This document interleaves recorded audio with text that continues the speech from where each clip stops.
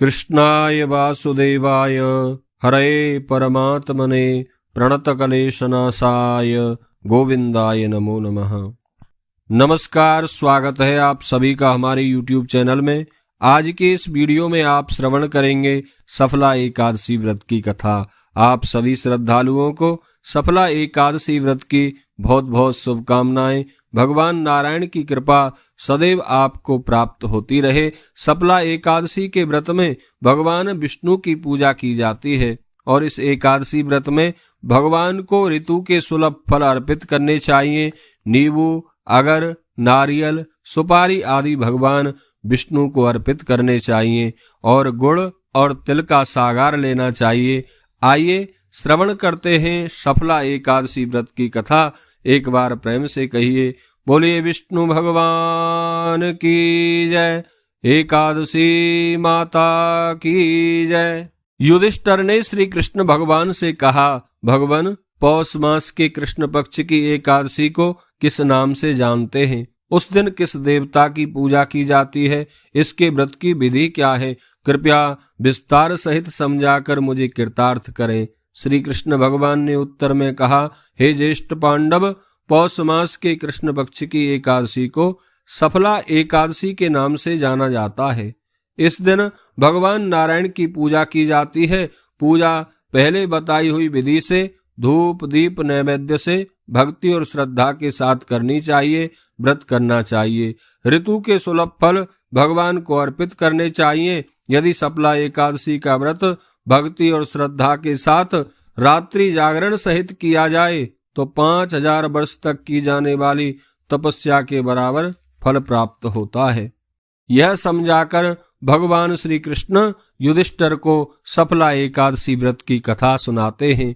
भगवान कहते हैं, हे पांडु नंदन युधिष्ठिर, प्राचीन काल में चंपावती नाम की नगरी थी। उस नगरी में महिष्मान नाम का राजा राज्य करता था। उस राजा के 4 पुत्र थे।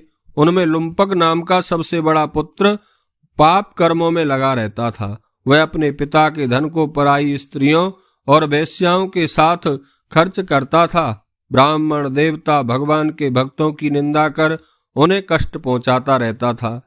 जब उसके इन कारनामों का पता उसके पिता को लगा तो उसे राज्य से निकालकर बाहर कर दिया गया। जब सबने उसको त्याग दिया तो वह सोचने लगा कि अब मैं क्या करूं, कहां जाऊं। अंत में उसने अपने पिता की नगरी में चोरी करने का मन बना लिया। वह दिन में तो जंगल में पड़ा रहता और रात में अपने पिता की नगरी में चोरी करता। अन्य पाप कर्म करने में भी वह नहीं चूकता था। नगर निवासियों को अनेक प्रकार से मारता पीटता और उन्हें अनेक यातनाएं देता। उसके इस कुकृत्य के कारण कुछ ही दिनों में नगरी से बहुत से नगरवासी अन्यत्र जाकर बस गए। पहरेदार उसको कभी कभी पकड़ लेते थे, लेकिन राजा के भय से फिर उसे बाद में छोड़ देते थे। जिस वन में लुम्पक रहता था वह वन भगवान को बहुत सुहाता था। उसमें एक बहुत सुंदर पीपल का पुराना वृक्ष था। सब लोगों की यह मान्यता थी कि यह वन देवताओं के खेलने और मनोरंजन करने का स्थान है। लुम्पक उसी पीपल के नीचे रहता था। पौष का महीना आया तो कृष्ण पक्ष की 10वीं के दिन रात में ठंड के कारण वह मूर्छित हो गया, क्योंकि उसके पास कोई वस्त्र नहीं था और पौष मास की रात्रियां अत्यंत ठंडी होती हैं। कड़ी ठंड होने के कारण उसके हाथ पैर अकड़ गए और वह पूरी रात जागता रहा। नींद आई नहीं। ज्यों-त्यों करके उसने रात बिताई। दूसरे दिन सूर्य उदय हुआ, परंतु उसे कोई होश नहीं आया। सफला एकादशी को दोपहर तक भी वह बेहोश ही रहा। जब दोपहर में सूर्य की गर्मी बढ़ी तब उसकी चेतना लौटी। ज्यों-त्यों करके वह उठा और गिरते पड़ते भोजन की खोज करने लगा। उस दिन उसमें इतनी शक्ति भी नहीं थी कि वह किसी जीव को मार सके। अतः भूमि पर गिरे हुए फलों को ही इकट्ठा करके ले आया और उस पीपल के नीचे जा पहुंचा। सूर्य देवता छिप चुके थे। लुम्पक ने वे फल पीपल की जड़ के पास रख दिए और मन ही मन कहने लगा, हे भगवान, इन फलों से आप ही अपनी भूख मिटा लो। ऐसा कहकर वह रोने लगा। उस रात भी भूख प्यास से दुखी हो वह सो नहीं सका। उस महापापी के अनजाने में किए हुए एकादशी व्रत तथा रात्रि जागरण से भगवान अत्यंत प्रसन्न हुए। उसके सब पाप दूर हो गए। प्रातःकाल हुआ तो अत्यंत सजा हुआ एक दिव्य विमान उसके सामने खड़ा था। उसे देखकर वह हक्का बक्का ठगा सा रह गया। तभी आकाशवाणी हुई, राजकुमार, भगवान नारायण की कृपा से तेरे सब पाप कट गए हैं।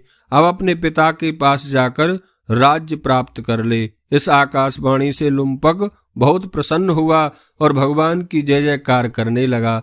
नारायण भगवान की जय बोलते हुए वह प्रभु के भेजे हुए सुंदर वस्त्रों को पहनने लगा। लुम्पक रथ में सवार होकर अपने पिता के पास पहुंचा। वहां जाकर उन्हें प्रणाम किया और अपने उद्धार की पूरी कथा सुनाई। पिता ने अपना राज्य उसे सौंप दिया और स्वयं भगवान का भजन करने के लिए वन में प्रस्थान कर गए। लुम्पक अब पूरे राज विधान के अनुसार अपने राज्य को चलाने लगा। उसकी पत्नी, पुत्र आदि सब भगवान नारायण के परम भक्त बन गए। जब वह वृद्ध अवस्था को प्राप्त हुआ तो वह भी अपने पुत्र को अपना राज्य सौंपकर भगवान का चिंतन करने के लिए वन में चला गया। अंत में जब उसने अपने इस नश्वर शरीर को त्यागा तो भगवान के लोक में जाकर मोक्ष को प्राप्त किया। सफला एकादशी के व्रत में भगवान नारायण की पूजा की जाती है।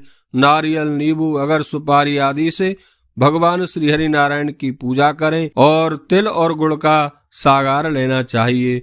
बोलिए एकादशी माता की जय, विष्णु भगवान की जय।